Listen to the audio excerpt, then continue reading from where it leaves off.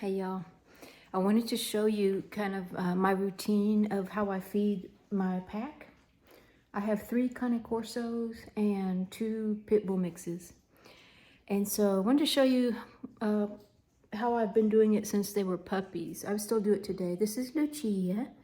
She's almost 6 months now. Female Cane Corso.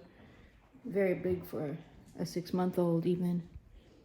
She weighs about a little over 80 pounds already.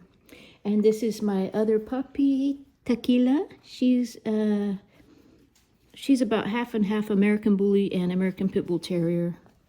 I got a genetic test on her, so she is my foster puppy. So yeah, I had to do a lot of work on her because she's very dominant, and like most bully breeds are. And so just quick introduction of my pack if you haven't been watching the channel. This is Ozzy. He's my alpha Cane Corso. He's about 4 months old. He was my first Cane Corso. He's very well trained, very obedient. And this is my dominant female. Now see, Ozzy being the alpha and Dolce being the dominant female. She's about 3 years old. The two most dominant Cane Corsos kind of keep the puppies in line, like he just did. He issued a correction there because, as you can see, how excitable Lucia gets.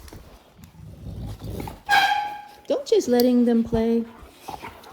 But anyway, she'll correct them if they get too excited, which is a good thing. We don't want them too excited, especially with a pack of dogs like this.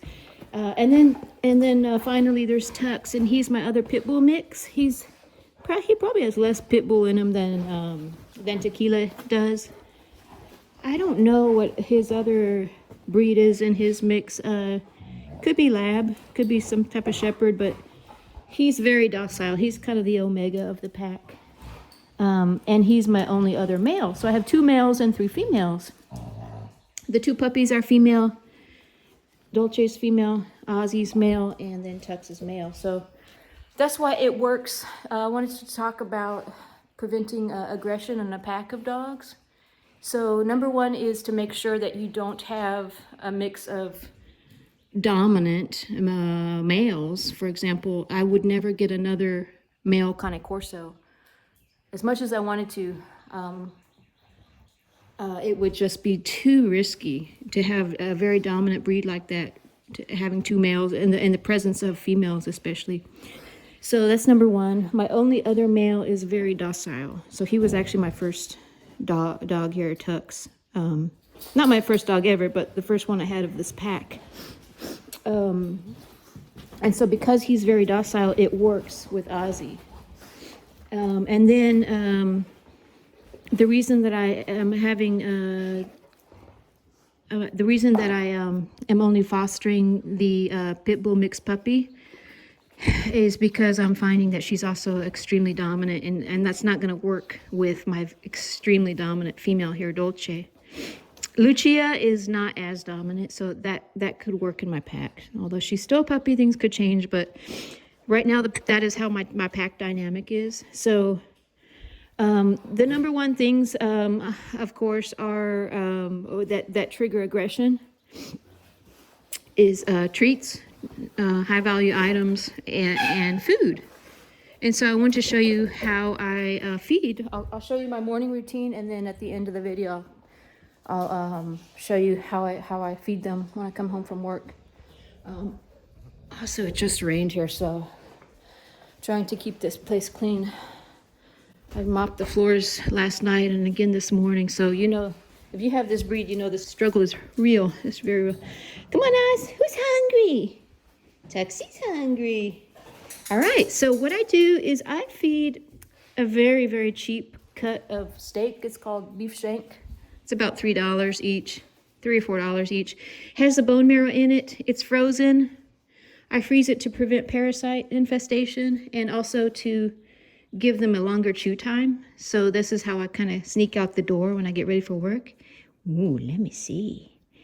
Lucia. I feed the alpha first. So that's another thing, is to kind of let the pack hierarchy work with you and to kind of maintain that. So Ozzy gets his first. And what I do, since this is raw meat, I put, this is just a sheet. It's muddy now because it's been raining. But when I come home from work, I pick this sheet up off the dog bed and I wash it with bleach. Very good. Good sit. Come on, Oz. Ozzy. See? Good boy, Oz. So Ozzy sat nicely. He already knows the drill. And these are removable dog bed covers, so I wash all those. So yeah, see, Ozzy gets his first. He sat nicely. Tequila knows how to sit. I give her the smallest one because she's smaller. Next, I'm going to feed Lucia. Lucia, isn't she beautiful, y'all? Look how good she's sitting. Look how good she's sitting. Good girl, Lucia. Lucia. This one's for Lucia. Okay, good girl. Come on, Tequila. Tequila, come. Now, Tequila knows she gets hers. So, the puppies, especially Tequila here, when I first started doing this, she would definitely growl if someone got near her food or her treat. But what I did to correct that is immediately took it away from her. Didn't give it back until she was more calm. Sit. Tequila, sit. See, she's a puppy. She's still trying to take it from my hand, but she can't until she sits. Sit down. Sit. Tequila. Good girl. Good girl. Okay. This one's for Lucia. Good girl, Lucia. And let me give Dolce hers. And if one of the puppies tries to get near the alpha when he's eating food like that, this one's for Dolce. Dolce, sit. You know, he'll growl a little bit. Dolce, sit. Good girl, Dolce. Good girl, Dolce. But he'll growl a little bit, but I only allow that in the alpha, and he won't be. I mean, if he's really aggressive, he won't get his food item. I'll take it away from him if he gets aggressive, but he never has. And so Tux is my omega, so he gets his last.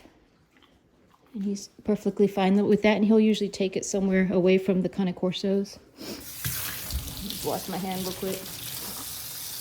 So as you can see now, they're all eating next to each other. And like I said, it was never like that in the beginning when they were puppies. Of course they would growl at each other. But like I said, I corrected that immediately, and now we're at the point where they're eating probably the highest value treat item they could ever eat is a raw meat, raw steak. And so they're eating peacefully. Look how close they are. Very dominant Pitbull right there, Pitbull mix. Very dominant Cane Corso, same sex, 2 females.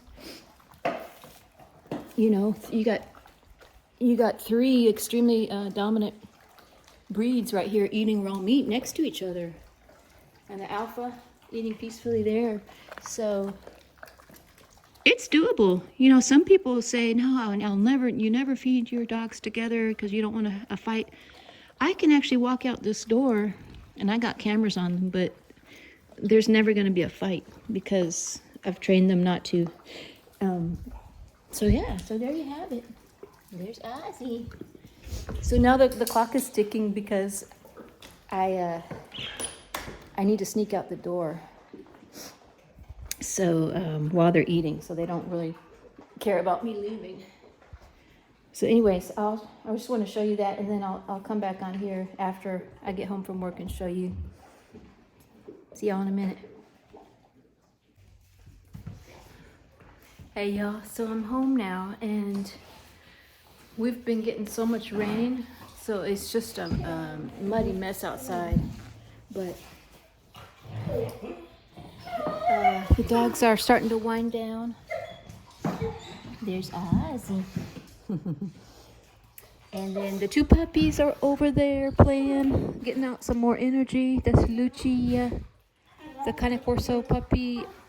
6 months, and Tequila, the Pitbull American Bully puppy. She's 4 months old. Dolce's over there chewing on her rawhide. And so I'm here with the 2 boys. There's Tux. There's Tuxie. He's always very mellow. And Ozzy. So this is our routine. I'm gonna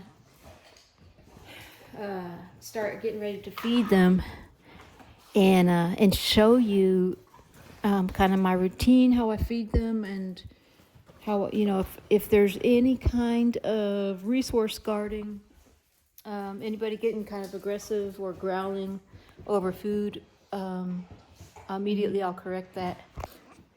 Ooh, I dropped the camera there. But anyways, so right now the puppies are just kind of playing with their toys.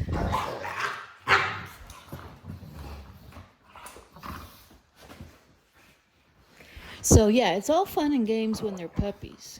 But if you can imagine, with these 2 females right here, very dominant breeds, when the hormones kick in and they're fighting over the same chew toy, that could very, very easily be a very dangerous, potentially even lethal fight. I know of people who have had dogs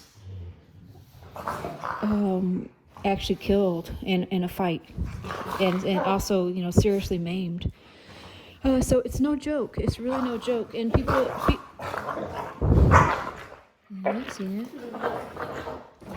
people that have said you should keep Tequila, I think they're not considering the pack mentality and the dynamics of the pack. So I think I'd be foolish really to keep her with the way that my pack is set up.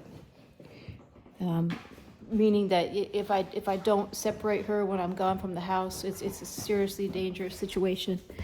So that's the way my pack is set up. But they have free reign of the yard and of the house for when I'm gone, and it works because of the dynamic of my pack.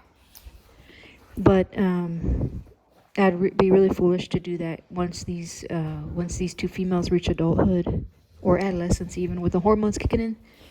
But anyway, so that's a little bit about that, and so yeah, let me show you how I do the dinner time.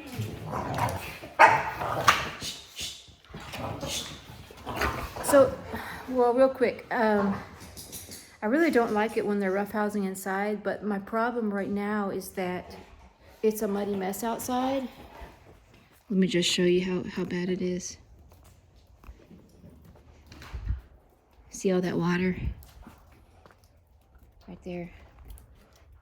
And it's all how much water we got, how much rain we got. So usually they will go outside here and just spar and get all their energy out. But that's why I'm kind of allowing a little bit of rough house in the house with the puppies. No, tequila. Oh God, that is so gross. Get. Oh God. No. Come here, Tequila. Come. Tequila, come. This way. You got clean water over here, silly. Oh, that is so gross, y'all. That's gross because that's the pee and poop spot right there. There's no poop or anything. I picked it up, but that's usually where she goes to pee, so that's what she's drinking. Well, dogs, you know, they survive in the wild doing all that stuff, so she'll live. But anyways, oh yeah, so that's why I'm kind of allowing a little bit of roughhouse, because I want those puppies to get their energy out somehow, and they can't be doing it by rolling around in the mud. Because honestly, I just came home and I swept and mopped these floors again. Sometimes I got to do it twice a day to keep it clean. I like to maintain a really clean house when I can. So you already know if you got these dogs how much of a challenge that is. But I'm starting to find that if I keep up with it like every single day, it's much easier The way I had been doing it is like I would just take half a day on the weekends to do it, but I'd rather just do a little bit every single day and have to do less work on the weekends. All right, well, anyway, so without further ado, let me show you how I feed them.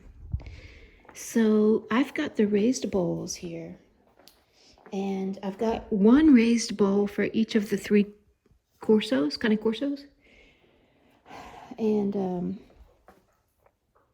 I usually feed Lucia over there, and I usually feed Ozzy and Dolce right here. And I'll feed the puppy right here somewhere. But I got some dog bowls. Where do I have them? Lucia, she already knows what time it is. She's like, I know what time it is. Okay. Got one dog bowl here.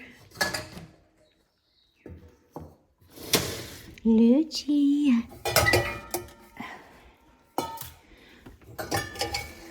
Okay. Yeah, so sometimes I will feed boiled chicken tenders. One 2-pound bag of chicken tenders, boiled and shredded, for divided up amongst all 5 dogs. But then sometimes if I get home late or I don't want to do all that, I will do canned chicken. I'll show you this one. So in water and with no salt or low sodium. So that's the easiest thing. You know, and like last night, for example, I didn't feed them any addition to the kibble. I just left the kibble out there. That's perfectly fine too. So I'm gonna get this together and then show you how I feed them. Okay, so we're ready. Let me show you how I proportion this out. Okay, Lucia. So here we got the 5 bowls. Ozzy gets the most, of course, and then I kind of proportion it like that according to the dog's weight and size. Not an exact, I just kind of eyeball it, you know. Very good. These are my 2 female Cane Corsos sitting very nicely. They know that they're not allowed to eat until they sit. Good girl, very good. And Dolce and Ozzy eat first. Ozzy, come. This one's for Dolce. This one's for Dolce. Come on, Oz. This one's for Dolce. Dolce, sit. Good. Sit. Good girl. Now, see, they're going to want to try. They're going to want to try, but Ozzy, you hungry? Come on. All right, here we go. Here's Ozzy's. This one's for Oz. Come on, Oz. Ozzy, sit. Sit. Good. Sit, Papa. Very good. Okay, come on, Oz. I kind of just feed him like right there. So those two most dominant Cane Corsos. Now, Tequila won't try. She used to when she was a puppy. She would try to get in their bowl. Lucia, good girl, Tequila. She's already sitting for me. Okay, Lucia. Lucia, sit. Lucia, sit. Very good, Lucia. Very good, Lucia. Okay, Lucia. Tequila. Good girl, baby. Tequila. Come. Oh, sorry, Tootsie. Good girl. Sit. Very good. Now, this is great. Good sit, baby. Good sit. All right, y'all. Also, what I've been trying to do is, and I'll show you that. I could have showed you that right now, but instead of just giving them the food right after they sit, I will sometimes put the food bowl down and make them wait, until I tell them it's okay to eat. So that's another good little drill. And then Tux gets his last. Very good, Tux. He's already sitting. I feed him over here just for his comfort. But yeah, that is how I feed them. So we got Tux, we've got Tequila. Nobody's getting in each other's bowls. The two most dominant are eating right next to each other, minding their own business. So absolutely no aggression, absolutely no food aggression. You can see. So now, like I said, that it didn't start out that way. It was kind of chaos when these two were puppies. What I did when they were puppies is I fed them out of the same bowl like this, and there was a lot of growling going on from her, and I would just remove her from the bowl, push her aside, and make her wait until she was calm, and then I would let her come back to the bowl and start eating, and rinse, repeat. If she started to growl again, I would remove her. But it's important to know that you do that when they're puppies, not when they're full grown, unless they've been trained, because otherwise you might get bit, or it's just dangerous. So, but yeah, so we've got really nice pack dynamic here, and it's just a good exercise as well. So if I see or hear any growling, I will either make that dog sit or remove him from the food, and then let them wait until they calm down. They know that's not tolerated here. So, all right. Well, also here, look, see, they also sometimes change bowls, which is fine. The only ones I really don't let do that is Dolce, because she's got a tendency to become overweight. I've had to work on her weight. So if she tries to dabble in the other food bowls, like once a dog has left their food bowl, if she tries to come and skim off the top there, I'll tell her no, and she'll know right away not to do that. But these two, now look at that. See, there's no growling. They know that they can even share from the same bowl, and that never used to be the case when they were puppies. So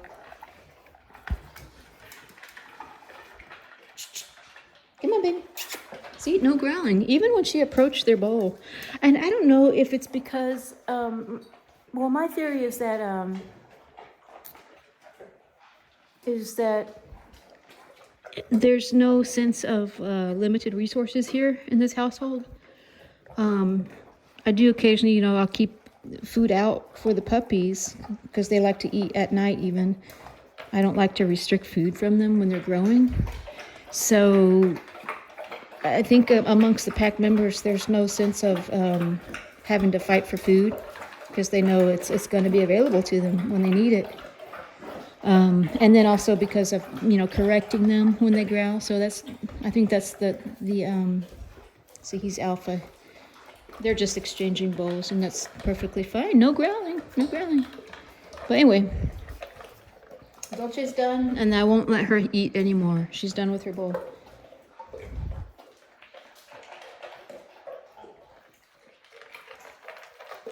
Lucia is growing, so I don't really restrict Dolce. That's enough. That's enough. See? That's enough. So she walks away. She tries, but if I wasn't standing there, she would probably try to go to one of those bowls that the dog wasn't next to and skim off the top. Good girl, Dolce girl. And that's their dinner time. That's it. Good boy, eyes. And here's just another really quick aside. See, his chin is kind of slimy a little bit with food on it. Cane Corso, especially when they're in the adolescent stage with hormones, they will get this folliculitis or like an acne, called dog acne on their chin, especially if they eat and they get slimy food and everything stuck on their chin. So what I do is I usually just do a real quick wipe. You see all that food stuck there? I'll just wipe it. Good boy, eyes. So, Dolce is not as messy of an eater. So really the only one that I do it most consistently with is Ozzy. Good girl. And Tuxie's still eating, so that's our routine. And that's pretty much all that I feed them in a day. You know, aside from the chew toys, the raw hides, and yeah. Cleanup is, you know, they're messy when they eat, so cleanup takes me about 5 minutes. I just take a washcloth and I wash down those stands and throw the bowls in the dishwasher and sweep them up. Done in about 5 to 10 minutes. So, well, thanks for watching, y'all. Let me know if you have any questions, but it can be done. Like I said, what really plays a big role in if there's going to be aggression in your pack is the pack dynamics. For example, you know, not having 2 dominant dogs in the presence of other females in your pack. That's a very volatile situation. And I don't have that. I have 2 males, but like, so one is very, very docile, Tux. He's not even a Cane Corso, so that's why that works. And then amongst my females, there's definitely potential for aggression when hormones kick into the 2 youngest females, but I will be rehoming the Pitbull bully mix because she's extremely dominant and I don't want to take a chance. She's a foster. So I'll be finding her a good home. And then, so really, it's my 2 females is Dolce and Lucia. But I made sure I made sure when I was looking for another female Cane Corso to pick from the litter one that was not showing traits of an alpha or very dominant traits.